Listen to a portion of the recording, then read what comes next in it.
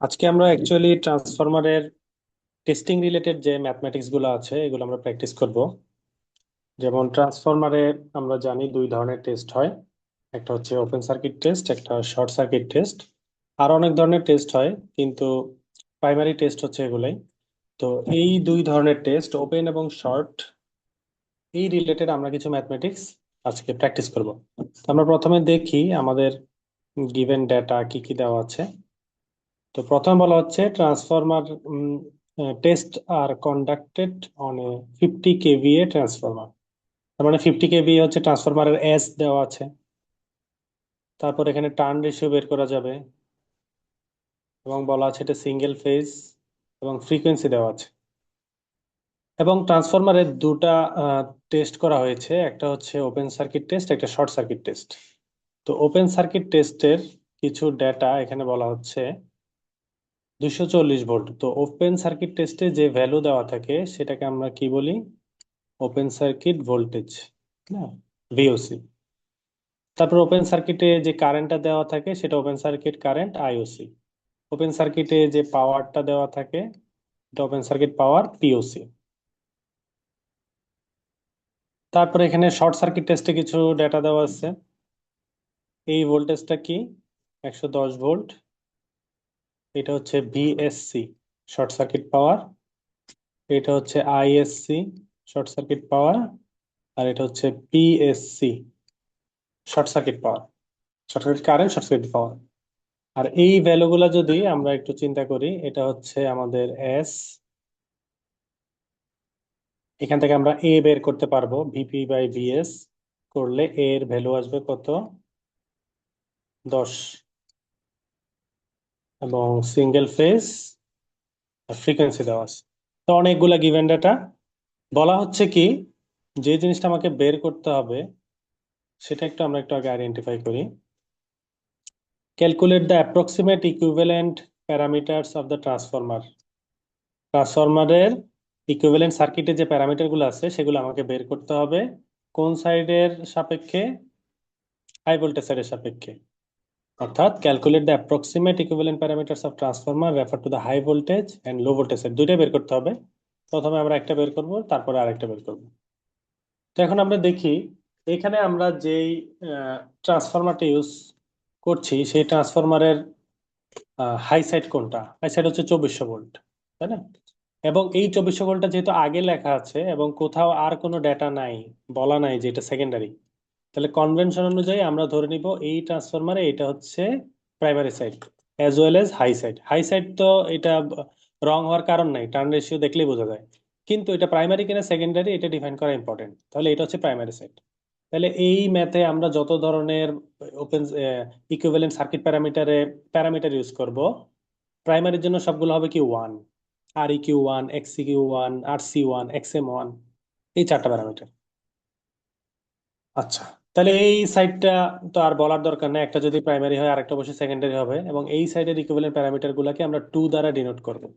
ঠিক আছে? এখন আমরা দেখি ওপেন সার্কিট টেস্ট থেকে আমরা কি কি ডাটা বের করতে পারি।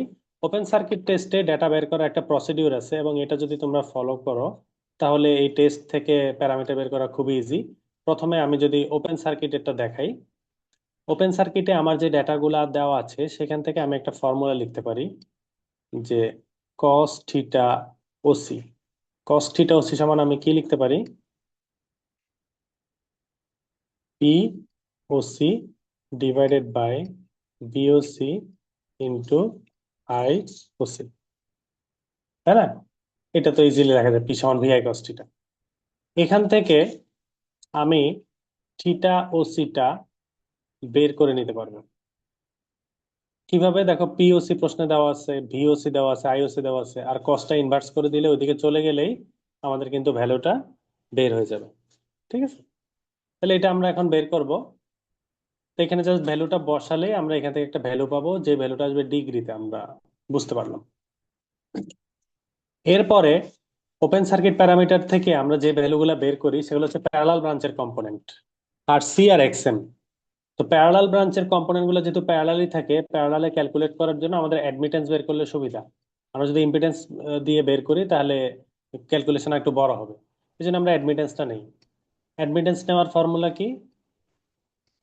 IOC angle of theta OC, যেহেতু ট্রান্সফরমার এবং ওপেন সার্কিট, কোনো লোড নাই, ট্রান্সফরমার নিজেই একটা ইন্ডাকটিভ ইকুইপমেন্ট, এই জন্য তার কারেন্টের প্যারামিটারটা হবে ল্যাগিং, আই বাই ভিওসি।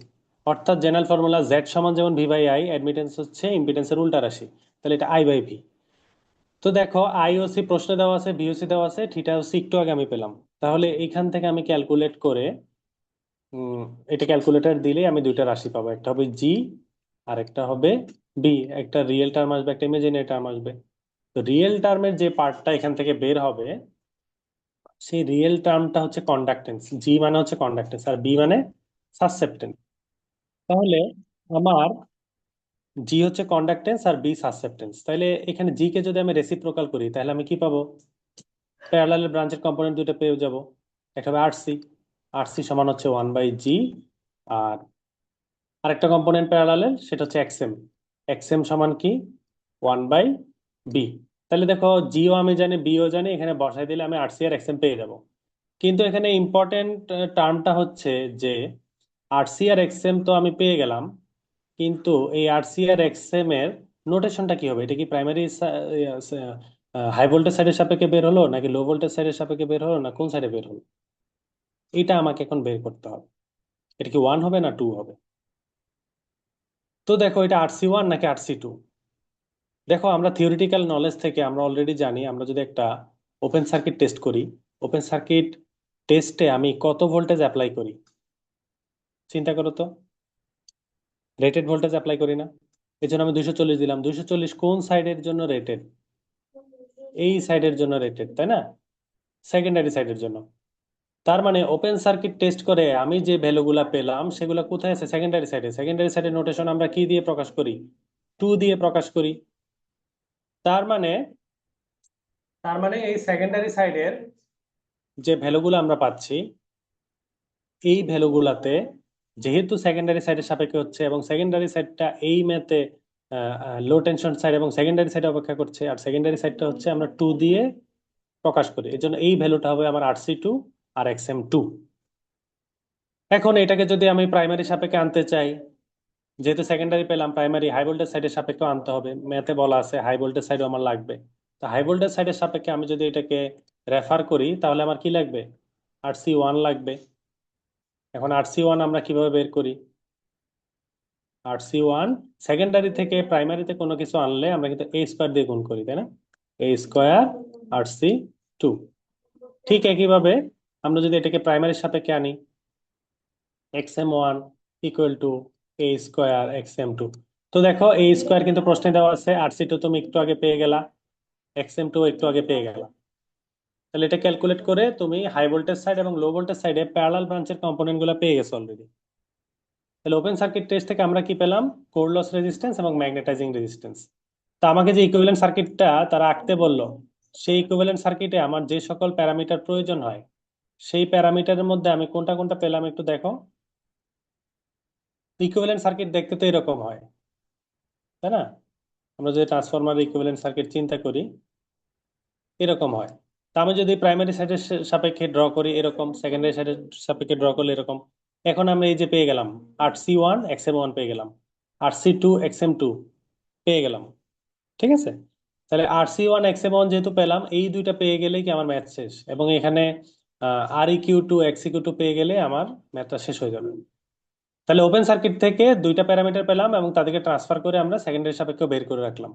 ঠিক একই স্টাইলে এখন আমরা সিরিজ কম্পোনেন্ট গুলা বের করবো। প্যারালাল কম্পোনেন্ট আমাদের বের করা শেষ, তো আমরা চলে যাচ্ছি সিরিজে। আমাদের কি কি ভ্যালু এখানে দেওয়া আছে এবং কি কি বের করতে হবে আমরা একটু দেখি। শর্ট সার্কিট টেস্টের কিছু ডাটা আমাদেরকে এখানে দেওয়া আছে। তো শর্ট সার্কিট টেস্টে তাহলে এটা হচ্ছে আমাদের স্টেপ 1। স্টেপ 1 দিয়ে আমি প্যারালাল ব্রাঞ্চের কম্পোনেন্ট পেলাম।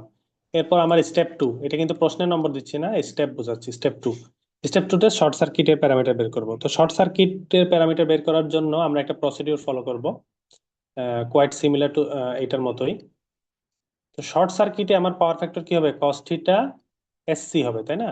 ওপেন সার্কিটে যেহেতু কস থিটা ওসি দিছি, এখানে কস থিটা এসসি দিলাম। এটার ফর্মুলা কি হবে? পি ও সি, সরি, সব শর্ট সার্কিটের প্যারামিটার বসবে, যে PSC equal to VSC ISC cos theta, ওখান থেকে ক্যালকুলেট করে কস থিটা এসসি সমান PSC equal to VSC by ISC. আচ্ছা, তাহলে এখান থেকে তুমি এখন ক্যালকুলেট করো যে কস থিটা এসসি কত বের হয়। থিটাটা এখানে মিস হয়ে গেছে, আমি থিটাটা লিখে দিচ্ছি, কস থিটা এসসি, অর্থাৎ P equal to VI cos theta আর কি।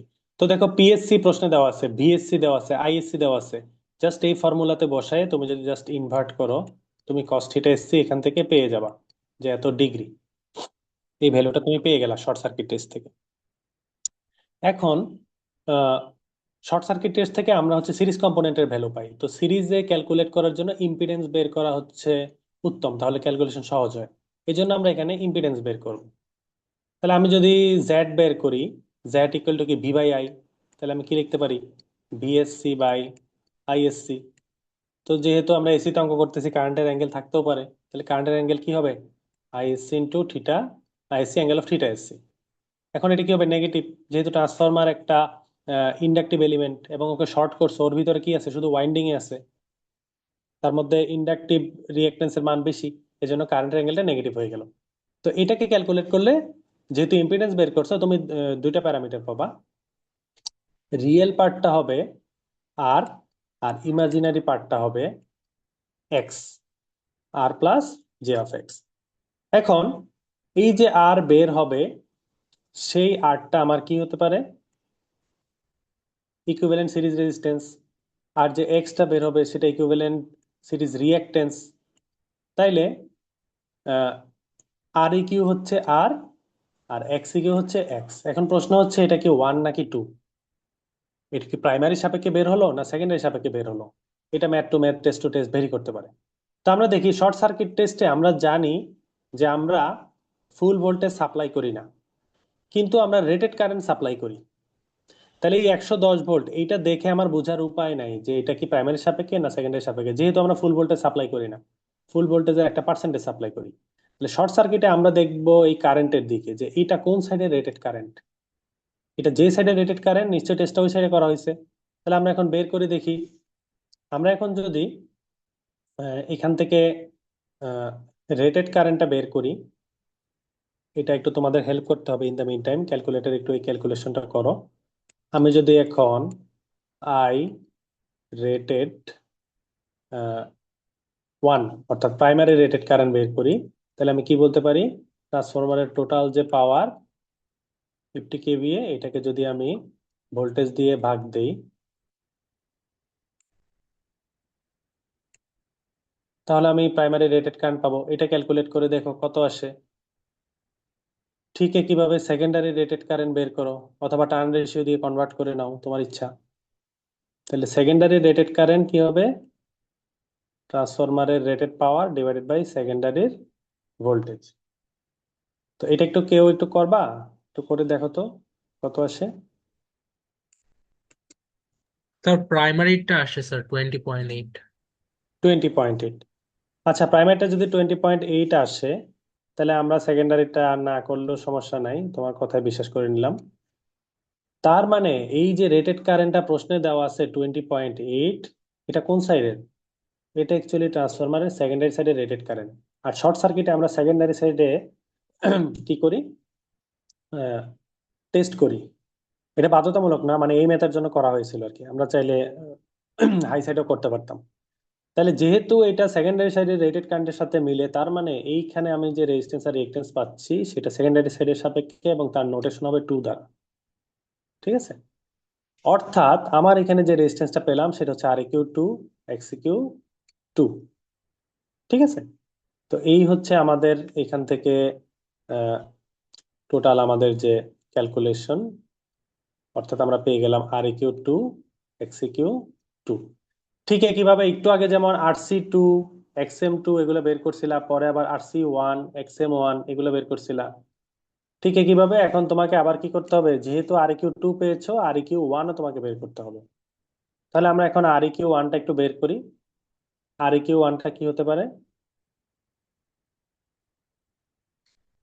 আর কিউ ওয়ান, অর্থাৎ সেকেন্ডারি থেকে প্রাইমারিতে আসতেছো তাই না? আর কিউ টু জানো, আর কিউ ওয়ান লাগবে। তাহলে সেকেন্ডারি থেকে প্রাইমারিতে কনভার্ট করতে হলে কোনো ভ্যালুকে, সেটা যদি ইম্পিডেন্স প্যারামিটার হয় তাহলে আমরা এ স্কোয়ার দিয়ে গুণ করি, অর্থাৎ এ স্কোয়ার আর কিউ টু। ঠিক একইভাবে আমরা যদি এক্স কিউ ওয়ান বের করতে চাই তাহলে আমাদের কি বের করতে হবে? এ স্কোয়ার এক্স কিউ টু। তাহলে দেখো, এখান থেকে অলরেডি আমরা সবগুলা ভ্যালু কিন্তু বের করে ফেলছি এই গিভেন ডাটা থেকে। আমি যে স্টেপ যে প্রসিডিউরে গেলাম, এখানে প্রত্যেকটা স্টেপে যে ভ্যালুগুলো বের হবে সেটা পরের স্টেপে লাগবে। এভাবে করতে করতে ফাইনালি কিন্তু আমরা আমাদের কাঙ্ক্ষিত প্যারামিটার গুলো পেয়ে গেলাম। প্যারামিটার গুলো কি কি? আমরা যে প্যারামিটার গুলো পেলাম, একটা প্যারামিটার হচ্ছে এই প্যারামিটারটা, RC2 XM2, দুইটা প্যারামিটার, RC1 XM1, টোটাল চারটা প্যারামিটার। ঠিক একইভাবে এখানে আমরা ক্যালকুলেট করে কি পেয়ে গেলাম? REQ2 XEQ2, এখানে দুইটা প্যারামিটার, REQ1 XEQ1, এখানে দুইটা প্যারামিটার। তো আমরা যখন ট্রান্সফরমারে কোনো একটা সাইডের সাপেক্ষে ড্র করি, তখন আমার কি লাগে? প্রাইমারি সাপেক্ষে করলে আমার REQ1 XEQ1 লাগবে, আর এখান থেকে RC1 আর XM1 এটা আমার লাগবে। আর আমি যদি সেকেন্ডারি সাইডের সাপেক্ষে করি, সেকেন্ডারি সাইডের সাপেক্ষে যদি আমি করি তাহলে REQ2 XEQ2 লাগবে, আর RC2 XM2, তাই না? এই ভ্যালু দুটো আমার লাগবে। অর্থাৎ আমি দোনো সাইডের সাপেক্ষে ট্রান্সফরমার ইকুইভ্যালেন্ট সার্কিট আঁকতে পারবো। তো এখন যদি আমি ভ্যালু জানি, ইকুইভ্যালেন্ট সার্কিটটা আমি একটু এঁকে দিচ্ছি। তাহলে আমি যদি বলি transformer equivalent circuit refer two primary side, তাহলে আমার ইকুইভ্যালেন্ট সার্কিটের ফিগারটা দেখতে কেমন হবে? সিরিজে একটা থাকবে রেজিস্ট্যান্স, একটা রিঅ্যাকট্যান্স, প্যারালালে থাকবে একটা রেজিস্ট্যান্স, একটা রিঅ্যাকট্যান্স, এবং এই দিক থেকে সেকেন্ডারিতে চলে যাবে। ঠিক একইভাবে এই জিনিসটা কিন্তু আমার আবার একটা কপি থাকবে, তাই না? তাহলে আমি এটা একটু ড্রটা কমপ্লিট করে নেই। সিরিজে ইকুইভ্যালেন্ট রেজিস্ট্যান্স থাকবে, ঠিক একইভাবে একটা রিঅ্যাকট্যান্স থাকবে, প্যারালাল একটা রেজিস্ট্যান্স থাকবে, একটা রিঅ্যাকট্যান্স থাকবে। আচ্ছা, তো সার্কিট আমরা জানি, আমরা যদি প্রাইমারি সাপেক্ষে ইকুইভ্যালেন্ট সার্কিট, সেকেন্ডারি সাপেক্ষে ইকুইভ্যালেন্ট সার্কিট, দুইটার মধ্যে অ্যাকচুয়ালি হচ্ছে টার্মগুলার নামের মধ্যে পার্থক্য, কিন্তু তাদের চেহারায় কোনো পার্থক্য নাই, চেহারা দেখতে একদম একই রকম। ঠিক আছে, জাস্ট প্যারামিটার গুলো ভিন্ন। তাহলে এখন আমরা প্যারামিটার গুলো একটু লিখে ফেলি।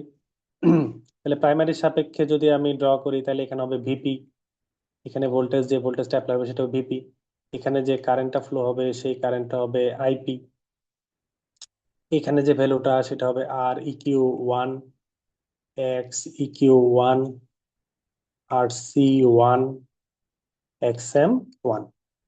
আর এদিকে আমার যে ভোল্টেজটা আসবে সেটা একটু কনভার্ট করে বসাইতে হবে সেকেন্ডারির কে রেফার করে, এভিএস, আর এটা হবে আইএস বাই এ। তাহলে প্রাইমারি সাপেক্ষে আমার ইকুইভ্যালেন্ট সার্কিট আঁকা শেষ। তাহলে এখানে আমার মূল কাজ কি? মূল কাজ হচ্ছে এই যে একটু আগে ম্যাথ করে এই ভ্যালুগুলো পেলাম, এই চারটা ভ্যালু আমাকে এনে এখানে বসাই দিতে হবে, আর এই নোটেশন গুলো এজ ইট ইজ থাকবে, এখানে কোনো ভ্যালু বসানোর দরকার নেই। ঠিক আছে, এই ভিপিআইপি আইএস বাই এভিএস এখানে নোটেশন বসানোর দরকার নেই, এগুলা ভিপিআইপি থাকবে। কিন্তু এই চারটা কম্পোনেন্টকে আমাকে কি করতে হবে? এখানে নোটিফাই করে দিতে হবে, এখানে মেনশন করতে হবে যে এর মান কত, দিয়ে ইউনিট সহ বসাতে হবে। তাহলে প্রাইমারি সাপেক্ষে ইকুইভ্যালেন্ট সার্কিট আমার ড্র করা শেষ।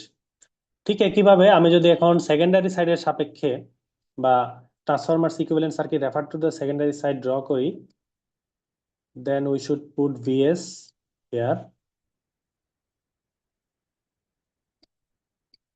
and IS। কেউ বলতে পারবা এখানে REQ কত হবে? এনিওয়ান? স্যার REQ2 হবে না স্যার, সেকেন্ডারি ইস্যু যেহেতু। হ্যাঁ, REQ2 হবে, ঠিক আছে, অথবা REQ S হবে আর কি, মানে এস সেকেন্ডারি হবে। সাপেক্ষে তুমি 2 দিয়ে প্রকাশ করলে 2 দিবা, S দিয়ে প্রকাশ করলে S দিবা, that is up to you. তো এখন এখানে কি হবে, এখানে ভোল্টেজটা আমরা তো আর ভিপি দিতে পারবো না, যেহেতু আমরা সেকেন্ডারি সাইডের রেসপেক্টে ড্র করতেছি। তাহলে এখানে আমরা ড্র করার সময় আর ভিপি না দিয়ে ভিপি কে কনভার্ট করে দিতে হবে। তাহলে প্রাইমারি ভোল্টেজ সেকেন্ডারিতে নিয়ে গেলে হয় ভিপি বাই এ, আর এখানে কারেন্ট হবে এ আইপি।